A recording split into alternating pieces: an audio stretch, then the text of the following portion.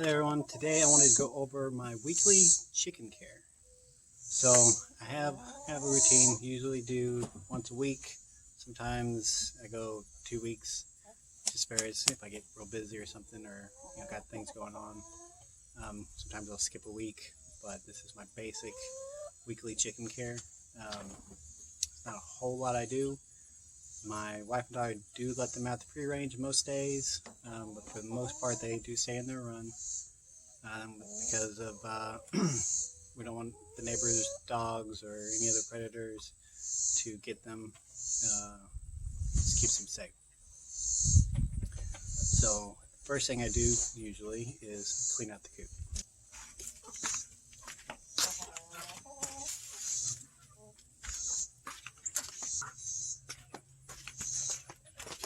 Alright, so after I scoop out the old litter, the bedding, it's time to put the fresh bedding in. But what I usually do first is is actually horse stall refresher. It was recommended to us to throw in there. Did notice they have chicken refresher, made from the same brand, at the store today. But this is supposed to help absorb some of the pneumonia and stuff. Not pneumonia, ammonia from the urine and stuff. So that kind of helps keep the smell down and everything. So I just usually throw some of this in there, and then I put pine shade. It's my chosen bedding material.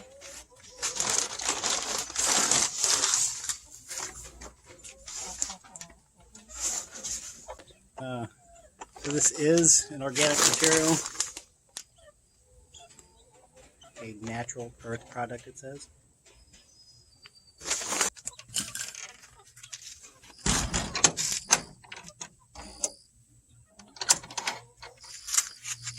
Alright, so it takes care of the coop. So the next thing is taking care of their food and water. Alright, so I have my 2 automatic feeders. They're actually, I put some in there just the other day, so they're actually close to half full already, but I'm going to fill them up to the top, and I really probably have to fill it again for between a week to 2 weeks. So that's always nice. I don't have to keep feeding them every day. And then I can also leave them for the weekend and everything, and they're fine. So I'm going to go ahead and top this off.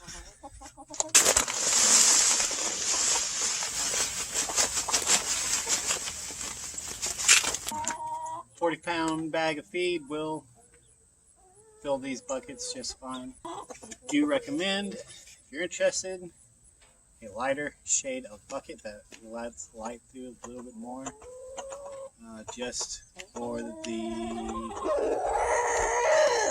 ease of seeing how full it is. We've got to have to go and physically check. So I can usually see the sunshine through this orange bucket, and I can usually see how much is in there. So I kind of know when I need to refill it. Same with the water. I'll show you that here in just a minute.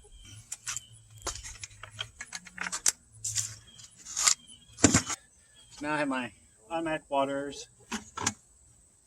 I'm actually going to clean these off. They're a little dirty, but I don't have to do that very often. This is actually the worst I've ever seen them. So I'm going to clean them off and fill their water. This will, of course, last quite a while. So I usually just try to do the water and the feed at the same time, and then I don't have to do either one separately in the between times. But the system has worked very well for me so far. Lets us to not have to worry about them too much on a day-to-day basis, other than when my wife and daughter let them out to free range.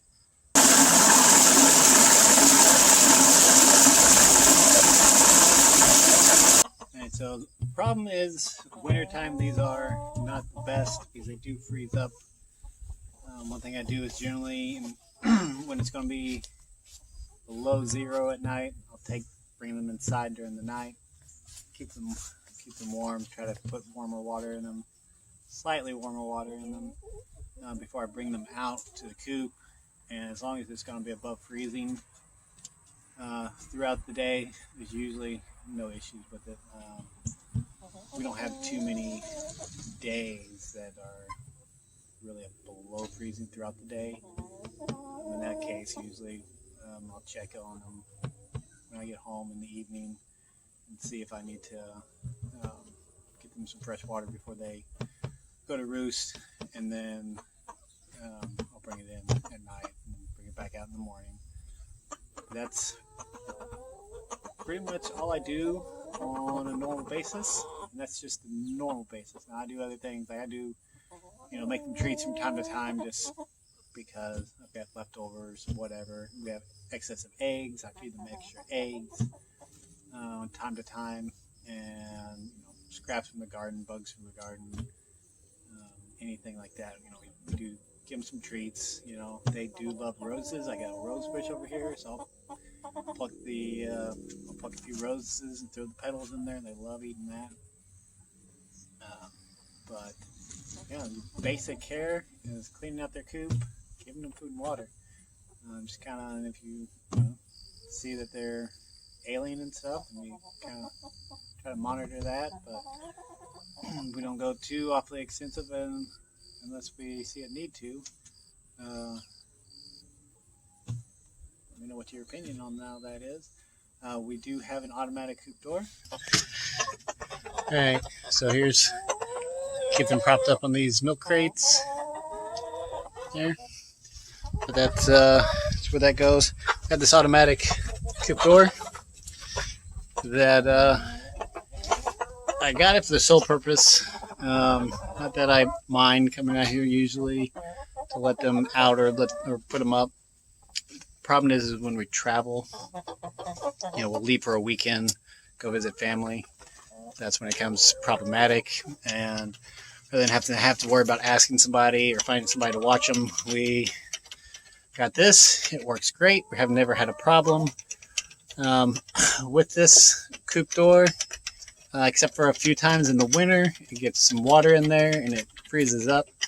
I have to come out here and kind of thaw it out and manually open it and stuff. But that's only been a few times, and hopefully now that I've got a little bit of a cover on my coop, that'll help keep some of the wetness off of the door and maybe help keep it from freezing this winter. Might look at some little bit more additional protection for that. If you have any tips on something that'll keep that from freezing up, that'd be great. But